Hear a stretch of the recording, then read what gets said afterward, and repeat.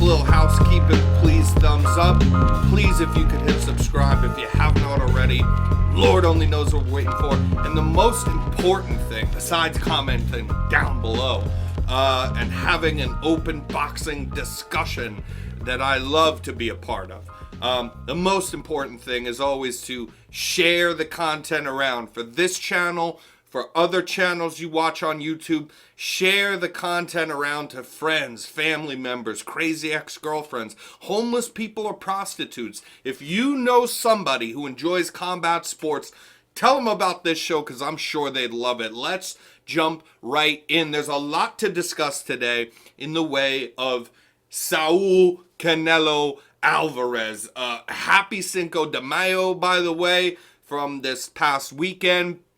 Really fun for me. Went downtown Portland, Oregon.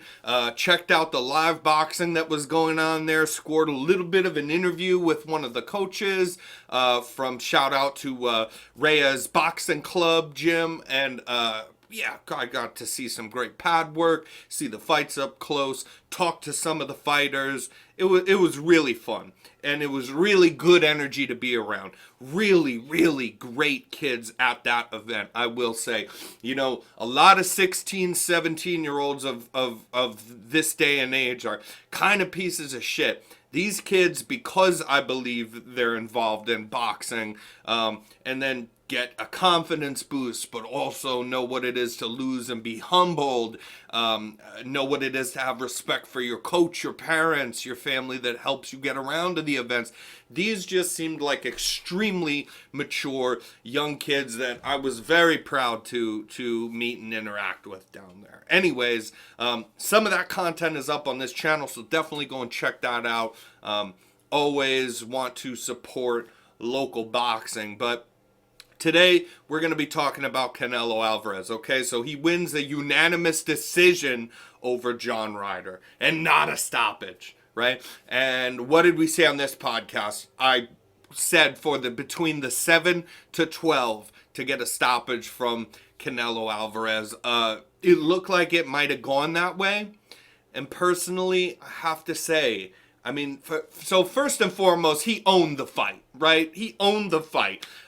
John Ryder may have gotten one round in there, and that's being generous to him. So he barely could win a round out of 12. He took a lot of damage at the hands of Canelo Alvarez. A lot of body work that looked good from Canelo. Busted John Ryder's nose up, was bleeding badly, looked all fucked up from early in the fight. But he didn't push the pace in the second half of the fight. He looked to me, I just am giving my honest take, it looked to me like he was a little bit content with the dominating all the rounds, you know, so he knew he'd win the fight. He didn't feel in danger at any point from John Ryder's power, because actually Canelo got hit a little bit in this fight as well. Not a lot. I mean, because he clearly won all these rounds, but he got popped a little bit. His head sent up with the uppercut a couple times, so he knew, okay, I've taken some shots. I don't really respect this guy's power. I don't feel in danger. And he did stalk and he did hunt. He did try. I think he wanted a finish for sure, and that's what makes this weird. I do believe that he wanted the finish, so I'm not like 100% comfortable with saying that he kind of cruised to a decision towards the end, but I don't know what it was, man. Is it that he was, you know, getting a little bit tired from all of the early dominant rounds? He dropped John Ryder in the 5th round, it was, I believe, and then again in the 7th, basically should have been a drop. They called that a slip, but regardless, you know, unless you are my brother-in-law Alejandro, who was going to pick the over 1.5 Canelo knockdowns, you're not too mad about that because it wouldn't have affected the decision of the fight anyway, and the way that it all played out, and the fact that it was so dominant. But yeah, he hurt him really bad, and after that 5th round, it wasn't just because he got a knockdown. This fucking guy's just like, happy fucking Cinco, but this guy's just like fucking, you know, yeah, mowing the fuck out of that lawn out there. Yeah, so in the 5th round, not just because he got the knockdown, but because of the way that it looked. Like, it was a good shot, really good shot, because basically what you had is Canelo pop, pop, pop with the jab, and then he'd lead around with the right hook. So he'd pop, pop, pop, pop, pop, and lean around with the right hook. But John Ryder was taking some of these jabs. He was a little lost in it, but he knew to get that hand up to always block that right hook. So then the little transition that got him the knockdown was, instead of pop, pop, pop, pop, right hook, he just pop, pop, pop, and then when he puts his hand up to block it by the side, he just boom, right down the pipe. So he got a beautiful knockdown that it clearly like dazed him, flashed him real good. And then when he got up, he got right, I mean, credit to John Ryder. This guy's a tough son of a bitch. He got right back into the fray and kept trying to impose himself against this kind of unmovable force throughout the rounds in Canelo. So John Ryder always trying, but because of that, because he jumped right back into it, he was getting pieced up. And then he ended that round on wobbly legs. You know, he looked just a little bit lost, confused in it all, to be honest. And, you know, I just thought, like, okay, here we go. Like, hopefully it's not ending in the 6th for my money's sake, but you know, we gave the 7 through 12 pick, and the reason is, what did we say on the last one? I do want a little bit of credit here, is that I told you guys it's not a shocker that John Ryder's a very durable, tough guy. That is what I talked about when I gave the 7 through 12 stoppage pick. That was because I was telling you, definitely don't do the 1 through 6. Because I foresaw, you know, that John Ryder was extremely durable. We should have all known this. If you've watched John Ryder fights before, you know the guy comes to scrap. You know he likes to fight a little bit dirty and on the inside. His thing is to pop shots on the inside, clinch you up, make it messy, aggravate you. He wasn't able to do that here against Canelo, but the durability showed through. So I was not surprised that the guy got dropped, got back up, fought through a possibly broken nose, you know. I wasn't surprised in that. That's why we didn't pick the 1 through 6. But I thought the 1 through 7 that we would really, or 7 through 12 rather, I thought that we would really get him out of there towards the end of the fight. And clearly, I mean, if we just look at this fight, the way that the rounds went, it's just clear that, you know, Canelo did take his foot off of the gas a little bit. And then to interpret the reasoning for that is up to you or up to me. You know, that's the kind of shit that we can talk about that's debatable, but not really debatable when you watch this fight that he took his foot off the gas, you know, in the second half of the fight, even though he was dominating and hurting this guy really bad, hurting him to the body a lot as well.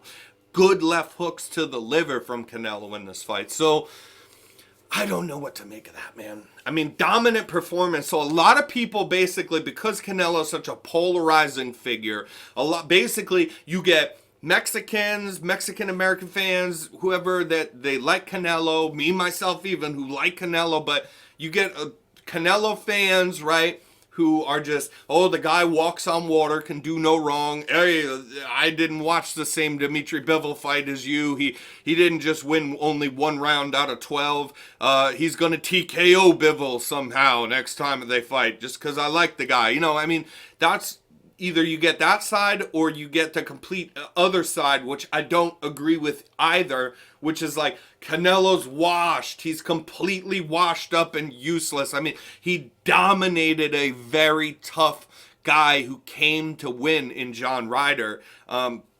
Dominated and really did make it look easy, but we expected him to put a guy like this away. If you were trying to sell us on somehow coming back and beating Dimitri Bivol when the fight was like 11 rounds to 1 for Bivol, you know, looked like the better boxer, man, and is way too big for you. I never liked this. There's going to be a lot of reiterating right now because I told you guys before, I never liked that idea of him fighting Bivol again. That was way too dominant to give me any kind of reason to believe that even in a loss that it would look competitive even next time. That's not the fight I watched there. I want him to fight, as most people do, in all fairness, I want him to fight Benavidez next and leave Dimitri Bivol the hell alone. I don't get his thing on that. I get that it's greatness. Canelo's a very competitive guy. He does not want the easy tasks, and that's what sucks for Canelo, though, right now, as far as the casual fans go. They go, oh, yeah, he's, who cares? Like, you go and fight Dimitri Bivol, there's a lot of people that don't know who Dimitri Bivol is. They don't know how great he is, that he is definitely a top 10 pound-for-pound fighter. They don't even know his name, a lot of people. So you go and fight that guy who will dominate you. Then you're going to have another loss to this guy, and people are going to go, who the hell was this guy? Just beat Canelo? What's Canelo? Must be washed. But no, you just shouldn't fight him. That's too tough. That is a much harder fight than Benavidez, which is still a very hard fight. Very hard fight for Canelo, especially watching that Canelo fight that I just watched. That's a little too tough. That's maybe a bridge too far for Canelo. But the Benavidez fight should be competitive. I do believe that. So even if you got Benavidez winning, I ain't hating that, if they fought.